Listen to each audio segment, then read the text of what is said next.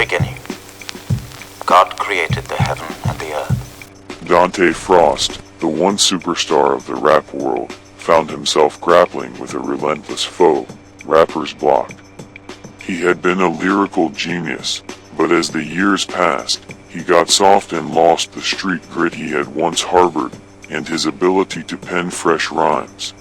New talents were emerging every day, with one particular rapper named Sevier, making massive waves in the industry. Dante's career was in a downward spiral, and his diminishing record sales were a clear indicator of his fading popularity. Once, he had sold out arenas and commanded the respect of the hip-hop community, but now he was struggling to maintain relevance in a highly competitive industry. The Lord God formed man of the dust of the ground. To add insult to injury, Sevier released a blistering new track where he brazenly called out Dante Frost, labeling him a washed-up has-been with nothing left to offer. The diss track went viral, and social media erupted with fans and critics alike fueling the flames of this brewing feud.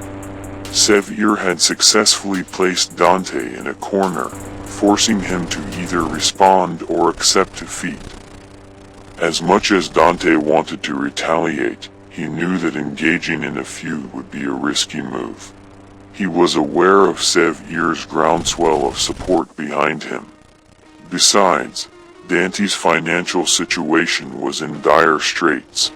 His extravagant lifestyle and a long-standing weed habit had nearly drained his once ample wealth. He was now living in a modest apartment in a less glamorous part of town, a far cry from the luxurious mansions he had once inhabited. And man became a living soul.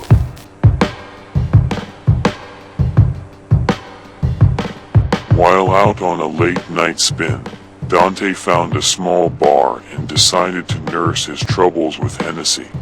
The isolation of the Crossroads bar seemed to seep into his soul, matching the darkness of his mood. He desperately sought solace from the haunting demons of writer's block and his fading rap career. But just as he thought he was alone in his contemplation, a chilling presence materialized beside him.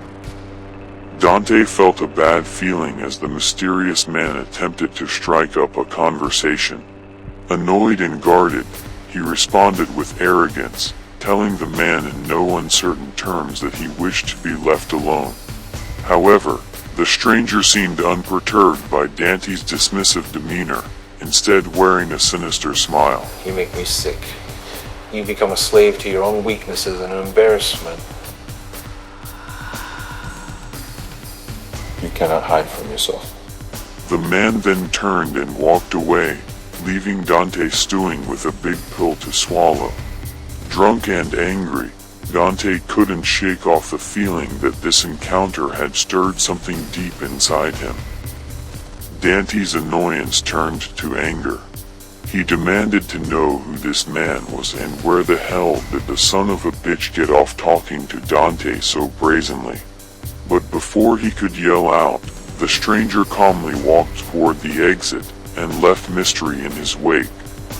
Dante's rage and frustration were at their peak as he followed the man out the door, to the car lot. I am the Lord thy God.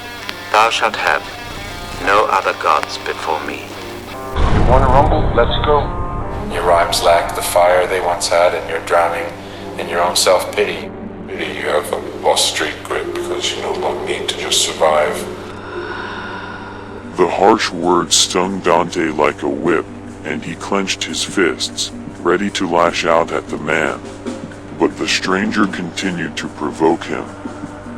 And this new fella, I don't think much of him. He portrays the poet well, but he is no bluesman from the streets like you. He's a caricature of society made to fill your place. As you lay back and got fat, though it is such a sin that a second-rate mutt like him reigns, but that's how the good Lord has it. I can help you reclaim your flow, Dante. Yeah, what's the catch? All it takes is your autograph on this contract. It's simple, really. And in return, I only ask for something you won't need when you reach the top. Fine, Who the hell are you anyways? My name is Mr. Scratch. He lit a joint and offered it to Dante. The rapper took a deep inhale, the pungent smoke swirling around his senses before he fell into a hazy darkness. As Dante blacked out, the world around him seemed to twist and distort.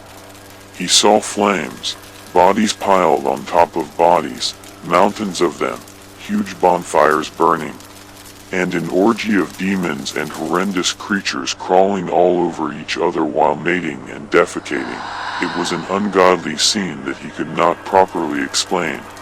The feeling that engulfed him was overwhelming, fear, grief and pain all at once, striking his center like a nuclear missile. He watched an endless loop of cruelty, murder and chaos. Dante's trip caused him to freak the hell out. Or freak out in hell. The Lord is my shepherd, I shall not want. When he came to, he found himself lying in the middle of the deserted crossroads, with Mr. Scratch nowhere in sight. Had it all been a dream? He wondered, trying to shake off the surreal experience. In the days that followed the encounter with Mr. Scratch, Dante couldn't shake off the feeling of uncertainty. The memory of the man's proposition haunted him, but he couldn't be sure if it had truly happened or if he had just tripped major balls on Hennessy and some really good top-grade chronic. Nonetheless, he couldn't deny the strange turn of events that followed. Dante's luck seemed to take a dramatic turn, and it felt like the universe was conspiring in his favor. His old friend, Ike Water, being released from prison early, was an unexpected stroke of luck. When Ike proposed starting a record company together, it was Dante's idea to name the company Demon Pact Records. Fate nudged him in a certain direction. He maketh me to lie down in green pastures. With renewed energy and a newfound sense of purpose, Dante poured his heart and soul into his music. He released a new album called Rapper's Damnation under Demon Pact Records, and to his amazement, it topped the charts. The authenticity and passion he had rediscovered through his recent experiences resonated with fans, who embraced his return to form. One of the tracks, You Ain't the Devil, a no-holds-barred diss track aimed at Sevier. The diss track was scathing, clever, and delivered with razor-sharp precision. He leadeth me beside the still waters. It took the hip-hop world by storm, garnering immense attention and fueling the flames of the long-standing feud between the two artists. The diss track not only solidified Dante's comeback, but also propelled him to even greater heights of popularity. The media couldn't get enough of the rivalry, and fans eagerly picked sides, further increasing Dante's reach and influence. News of Sevier's death reached Dante pretty fast. With their feud finally over, he could relax and enjoy the violent end of his enemy. He learned about the gruesome details of the massacre. Dante felt a mix of emotions, shock and guilt, but he was still happy Sevier was dead. Someone had targeted Sevier and his gang, and had caught them off guard. While they held a meeting,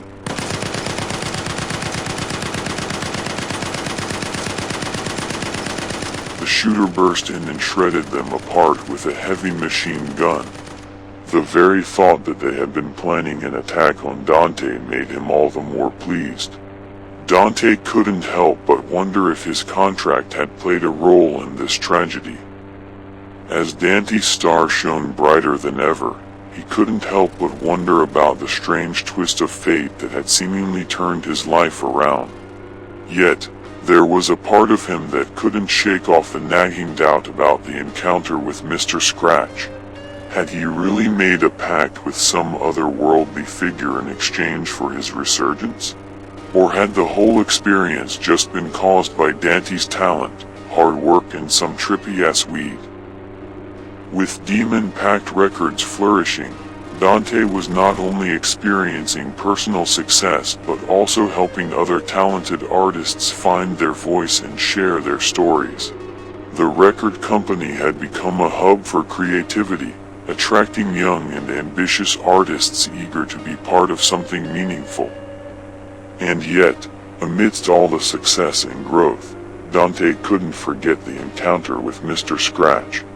The memory of that enigmatic figure still lingered in the back of his mind, a constant reminder of the weird turn of events that had set him on this path. But he had come to accept that some things were beyond his understanding, and he chose to focus on the present and the future rather than dwelling on the past.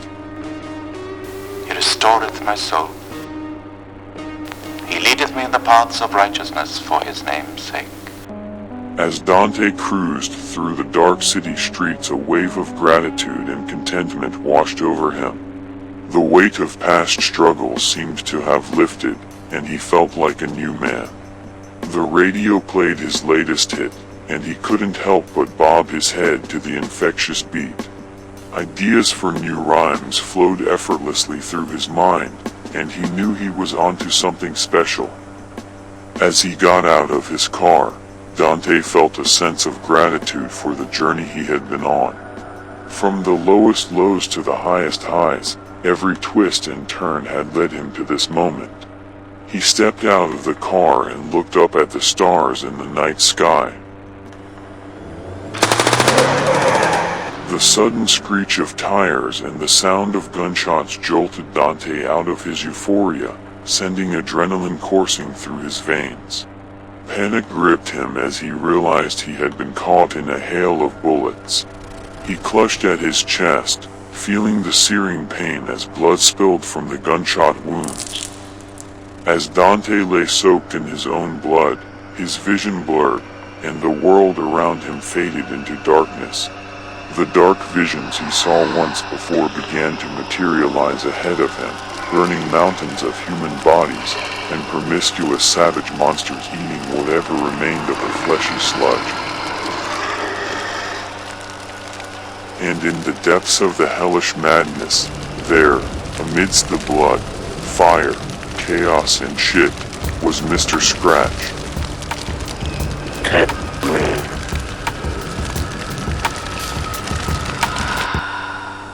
Yea, though I walk through the valley of the shadow of death, I will fear no evil.